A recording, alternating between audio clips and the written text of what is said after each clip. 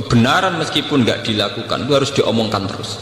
Sekali kebenaran didiamkan, entah itu atas nama liberalisasi atau demokrasi, maka Allah akan mencabut barokatul ardi, dan pasti akan terjadi prahara besar, pasti terjadi kiamat.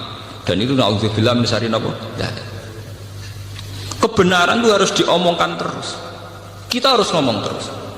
Saya itu pernah debat kusir sama seorang profesor, pernah debat kusir sama seorang kiai yang tawadu.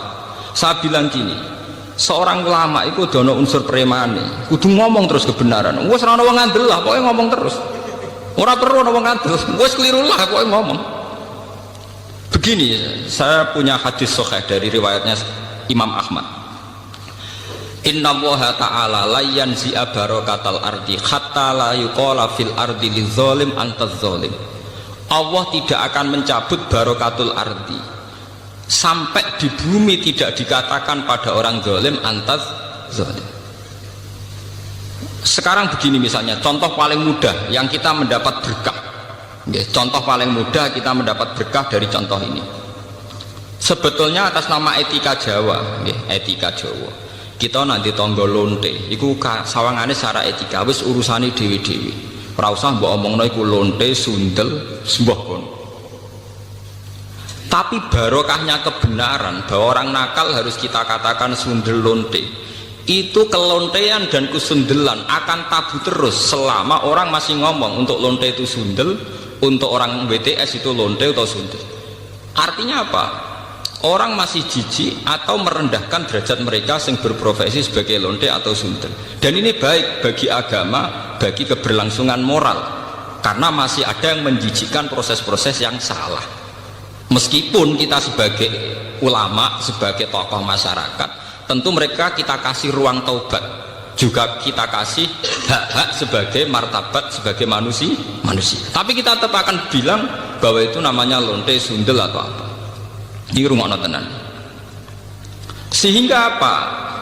Dengan posisi masyarakat yang merendahkan derajat atau yang berprofesi lonte, orang inginnya itu dagang secara baik-baik, orang inginnya jadi PNS secara baik-baik, orang inginnya dapat uang lewat ternak secara baik-baik, karena mereka tidak mau resiko ngambil profesi cari uang yang resiko dihujat masyarakat.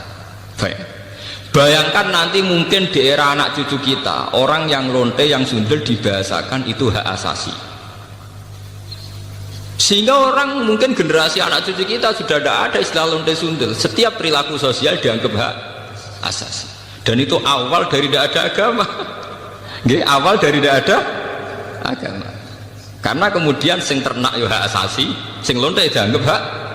Itu bahaya sekali bagi keberlangsungan agama dan moral, dan negara juga nanti repot.